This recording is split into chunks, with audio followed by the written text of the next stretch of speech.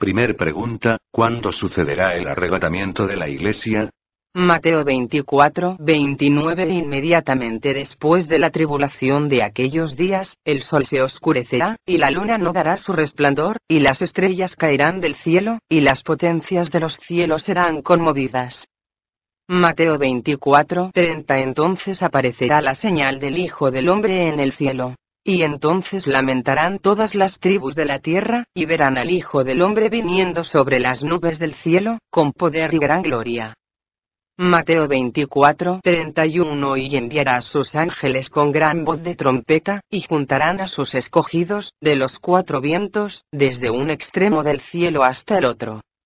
Primera Tesalonicenses 4, 15. Por lo cual os decimos esto en palabra del Señor, que nosotros que vivimos, que habremos quedado hasta la venida del Señor, no precederemos a los que durmieron. Primera Tesalonicenses 4, 16. Porque el Señor mismo con voz de mando, con voz de arcángel, y con trompeta de Dios, descenderá del cielo. Y los muertos en Cristo resucitarán primero. Primera Tesalonicenses 4, 17. Luego nosotros los que vivimos, los que hayamos quedado, seremos arrebatados juntamente con ellos en las nubes para recibir al Señor en el aire, y así estaremos siempre con el Señor.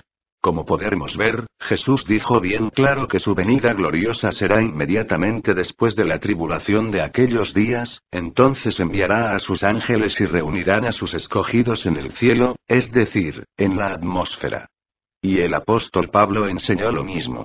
Él dijo que los cristianos, los escogidos, que queden vivos cuando Jesús venga en gloria, serán arrebatados en nubes juntamente con los cristianos resucitados, para recibir al Señor en el aire.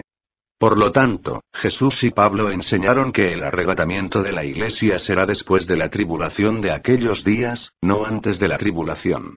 Los que enseñan que la Iglesia no pasará por la gran tribulación no creen en las palabras de Jesús ni en lo que enseñó el apóstol Pablo, ellos han sido engañados por el padre de la mentira, el diablo, el cual utiliza a falsos maestros y falsos evangelistas para enseñar esa falsa doctrina del pretribulacionismo. Segunda pregunta, ¿la era venidera será la gran tribulación? Primera Tesalonicenses 1, 10. Y esperar de los cielos a su Hijo, al cual resucitó de los muertos, a Jesús, quien nos libra de la ira venidera. La ira venidera no será la gran tribulación, porque Jesús dijo que en el mundo sus discípulos tendremos tribulación. Mateo 24, 9. Entonces os entregarán a tribulación, y os matarán, y seréis aborrecidos de toda la gente por causa de mi nombre. Juan 16, 33. Estas cosas os he hablado para que en mí tengáis paz. En el mundo tendréis tribulación, pero confiad, yo he vencido al mundo. El apóstol Pablo también enseñó que los cristianos es necesario que entremos en el reino de Dios pasando muchas tribulaciones. Hechos 14, 22. Confirmando los ánimos de los discípulos, exhortándoles a que permaneciesen en la fe, y diciéndoles es necesario que a través de muchas tribulaciones entremos en el reino de Dios. El apóstol Juan y el resto de los cristianos del primer siglo ya estaban pasando por la tribulación. Yo, Juan, vuestro hermano que comparte con vosotros la tribulación, el reino y la paciencia en Jesús, estuve en la isla que se llama Patmos, por causa de la palabra de Dios y del testimonio de Jesús. Por lo tanto, la ira venidera será la ira de Dios contra los malvados, de la cual los cristianos hemos sido librados, y esa ira de Dios comenzará cuando la primera copa de la ira de Dios sea derramada sobre los malvados. Apocalipsis 16, 1. Oí una gran voz que decía desde el templo a los 7 ángeles: id y derramad sobre la tierra las 7 copas de la ira de Dios. Apocalipsis 16, 2 fue el primero, y derramó su copa sobre la tierra, y vino una úlcera maligna y pestilente sobre los hombres que tenían la marca de la bestia, y que adoraban su imagen. Los verdaderos cristianos no sufrirán esa ira de Dios, porque ellos no tendrán la marca de la bestia, esa terrible llaga maligna y pestilente no la recibirán los verdaderos cristianos, porque ellos rehusarán ponerse esa marca de la bestia. Tercera pregunta, ¿enseña Apocalipsis 3, 10 que la Iglesia no pasará por la gran tribulación? Apocalipsis 3, 10. Por cuanto has guardado la palabra de mi paciencia, yo también te guardaré de la hora de la tentación que ha de venir sobre el mundo entero, para probar a los que moran sobre la tierra. Ese pasaje no dice por ninguna parte que la Iglesia será librada de la gran tribulación, sino que nos guardará de la hora de la tentación que ha de venir sobre el mundo entero, para probar a los que moran sobre la tierra. El pasaje no habla de la tribulación por ninguna parte, sino de la hora de la tentación, que es muy diferente.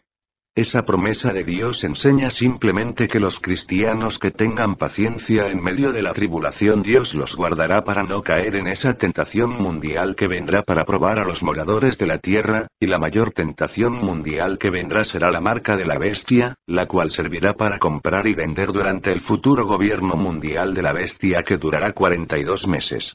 Apocalipsis 13 del 16 al 18. Solo los que tengan esa marca en la frente y en la mano derecha podrán comprar y vender, por lo tanto, será una gran tentación ponerse la marca, pero Dios nos librará de caer en esa tentación y nos guardará del mal. Mateo 6:13. Y no nos dejes caer en tentación, mas líbranos del mal. Tuyo es el reino, y el poder, y la gloria, por todos los siglos. Amén. La promesa de Dios es librar a los suyos del mal, no dejando que caigamos en la tentación, pero jamás ha prometido Dios en la Biblia liberarnos de la gran tribulación. Cuarta pregunta, Lucas 21:36 enseña que la Iglesia será librada de la gran tribulación. Lucas 21:36 Velad, pues, en todo tiempo orando que seáis tenidos por dignos de escapar de todas estas cosas que vendrán, y de estar en pie delante del Hijo del Hombre.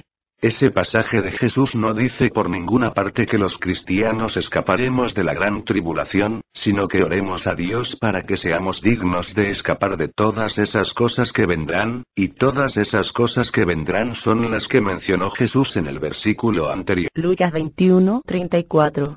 Mirad también por vosotros mismos, que vuestros corazones no se carguen de glotonería y embriaguez y de los afanes de esta vida, y venga de repente sobre vosotros aquel día. Lucas 21:35. Porque como un lazo vendrá sobre todos los que habitan sobre la faz de toda la tierra.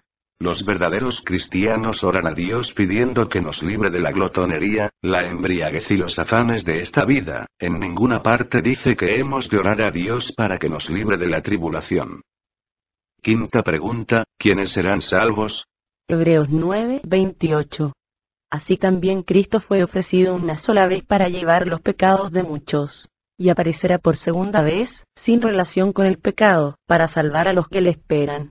Como podemos ver, Cristo vendrá por segunda vez, para salvar a los que esperan su venida gloriosa, y esa venida gloriosa de Cristo será únicamente después de la tribulación de aquellos días. Mateo 24, 29, 31. Por lo tanto, los que no esperan la venida gloriosa de Cristo después de la tribulación, no serán salvos. Por consiguiente, están en un inmenso peligro, y han sido engañados por el diablo, todos aquellos que no esperan la segunda venida de Cristo, sino que están esperando un falso arrebatamiento de la Iglesia antes de la tribulación. La salvación eterna de ellos está en un gran peligro. El diablo no quiere que ellos sean salvos, y por eso introdujo hace unos 150 años esa doctrina falsa y perversa del pretribulacionismo, es decir, la doctrina del arrebatamiento de la Iglesia antes de la tribulación. Si usted no espera la venida gloriosa de Cristo después de la tribulación de aquellos días, sencillamente no será salvo, por muy cristiano o cristiana que diga. Gracia y paz de nuestro Dios Padre y su Hijo Jesucristo. Tito Martínez.